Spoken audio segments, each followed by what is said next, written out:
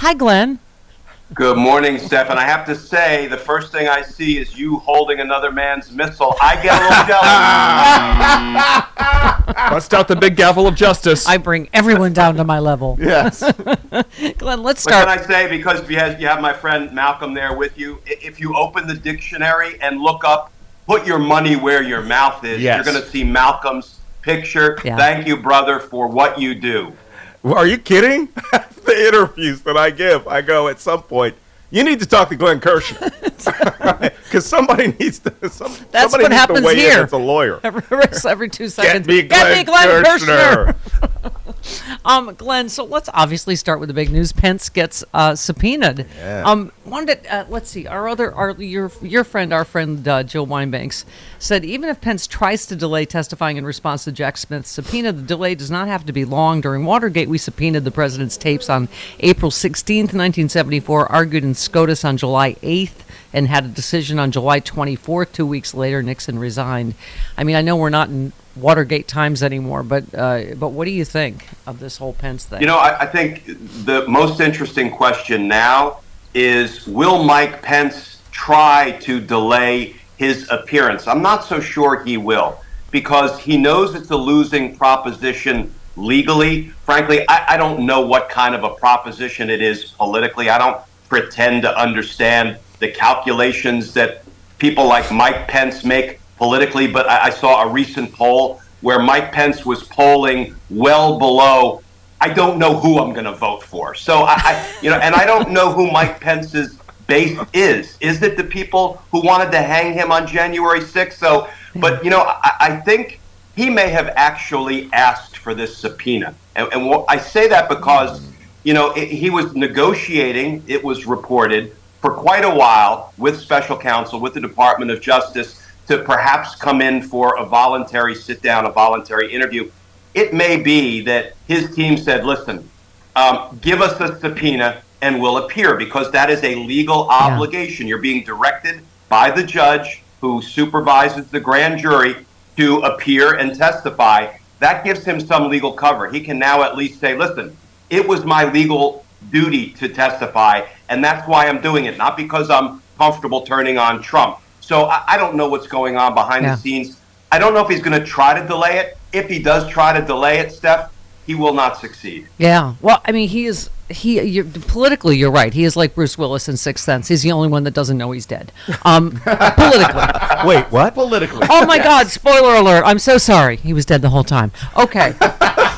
Stephanie. Also, I gave away the end to Night Mother yesterday, and I'm sorry, but it's kind of in the title, Night Mother. So, Glenn, but does this give you? We talk every week about being impatient for justice. This is a more aggressive move. It does seem like we're moving up to, as you always say, the suits from the boots on the ground. What do you think? Yeah, let's look at the silver lining here. Jack Smith was appointed as special counsel November 18th. Less than 3 months ago, he has gone scorched earth. He's issued the kind of subpoenas that Merrick Garland's Department of Justice should have issued more than a year ago. But you know what? He's moving quickly, and he has now subpoenaed the single most important witness in the investigation. And if we can read the tea leaves, when we're investigating large-scale conspiracies or criminal enterprises, we will typically wait until the very end of the grand jury investigation to subpoena the most important witness or witnesses. Why do we do that? Because we want to get all of the lesser witnesses locked into the grand jury. We want to learn what we can from their testimony, and then we want to use it to craft our examination, our Q&A, for the really big, important witnesses. And, so Jack Smith is following a blueprint, and the next step in the blueprint is we've presented everybody, we have enough evidence to indict, and we're going to ask the grand jury to vote out charges against Donald Trump and his criminal associates, his co-conspirators. So that's where I think Jack Smith is headed. Yeah.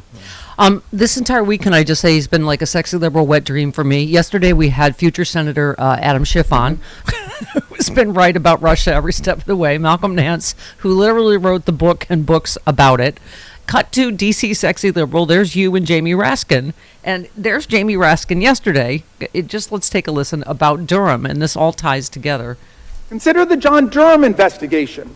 At the urging of Republicans, including the good chairman, the John Durham Special Counsel investigation was set up in 2019 by Barr to try to find wrongdoing by intelligence or law enforcement agencies in the origins of the Mueller investigation. And we've heard some of the murmurings about this today. After 4 years and millions of dollars spent, the Durham investigation closed as a total flop without unearthing anything like the deep state conspiracy that Republicans have been denouncing around here for years. It couldn't find anything of substance to it.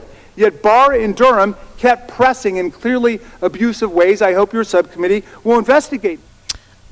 There it is, right? I mean, it seems like, first of all, these hearings are just blowing up on Republicans in the worst possible way. I mean, the, Dan Goldman's and the Jamie Raskins are just eating them alive. So what do you think about the Durham investigation, them at least investigating the Durham investigation?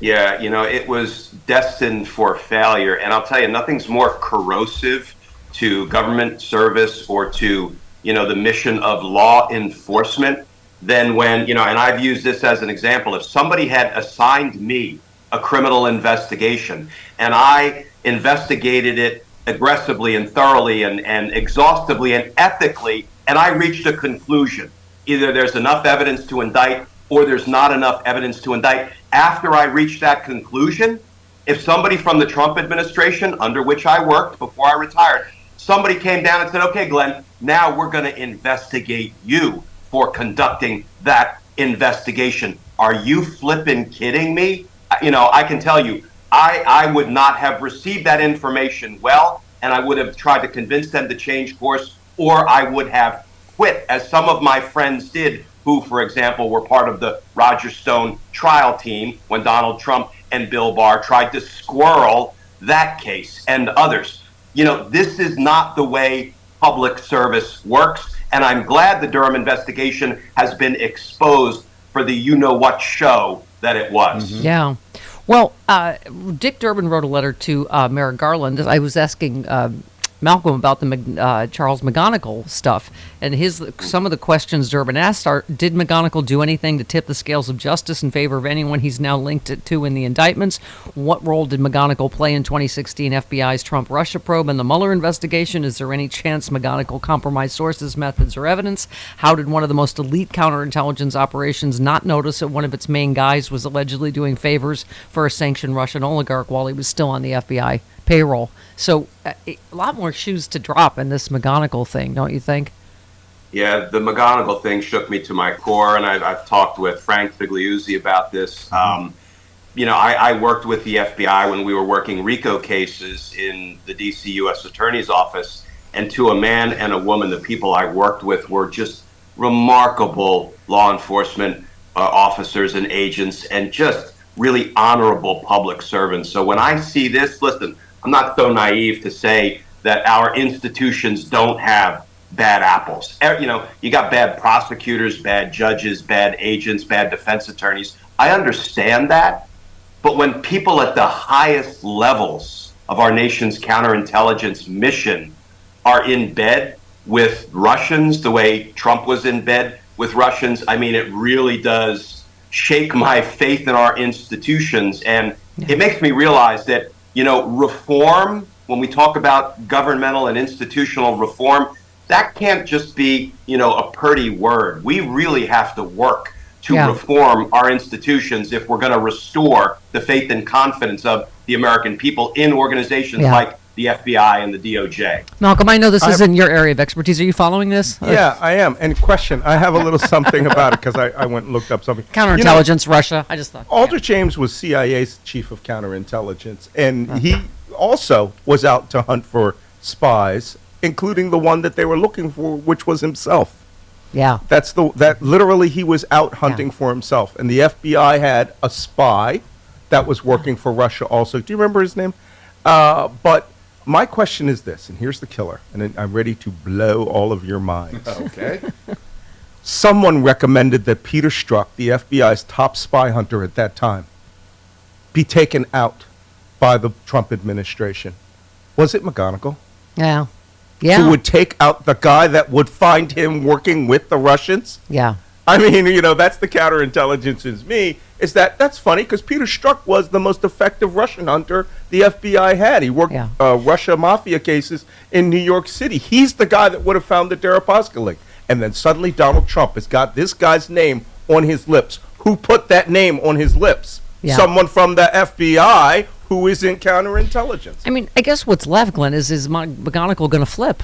Do you think? Yeah, that'd be sexy. Well, here's the thing. When I saw that very public, very splashy announcement that he has been indicted in not one but two federal venues, federal court, that to me sent a signal that they have not been able to bring him on board. They've not been able to break him. They've not been able to flip him. So they had to go public and try to shame him into cooperation. Usually when we catch spies, we manage to flip them because we understand the importance of knowing what they know and how they compromised our national security. It looks like, at least thus far, McGonagall is not there, has not flipped. The smart money is on him flipping rather than taking these things to trial because he's dead in the water. Yeah. But it really is important to our national security, unfortunately, that we now know how he compromised our safety. Yeah. Speaking of it, you tweeted, you've been watching all the Mark Pomeranz interviews, I'm sure. You said Prosecutor Mark Pomeranz pursued racketeering indictment of Donald Trump, but DA Alvin Bragg said no. Let's look at the available evidence to see who has the better argument. What was your reaction to everything he said this week and his book? I would not have chosen to do what he did. I mean, if I was a prosecutor for 30 years and I think I would have been uncomfortable writing about investigations that had not resulted in prosecutions, that were not completely over. So I would have chosen another path. But what we learned from him reinforces my belief that for whatever reason, Alvin Bragg was not up to the task of indicting Donald Trump. And what really brought that into full focus is not just what Pomeranz said, but the fact that Bragg went after the Trump Organization for a 15-year-long criminal scheme to defraud in the first degree, basically rampant tax fraud. The Trump Organization was being run as a corrupt enterprise, and he had the goods on Donald Trump. Pomeranz said so, but even more importantly, Steph, the prosecutor who made the closing argument in the Trump Organization case said to the jury, ladies and gentlemen, the evidence that you saw during the course of this trial against the Trump Organization proves that Donald Trump explicitly approved the fraud. As an officer of the court with, an ethical code of conduct, you can't say that if you don't have the evidence to back it up. What does that tell us? Bragg's own prosecutors were arguing to a jury that Donald Trump committed crimes for which he should have been indicted.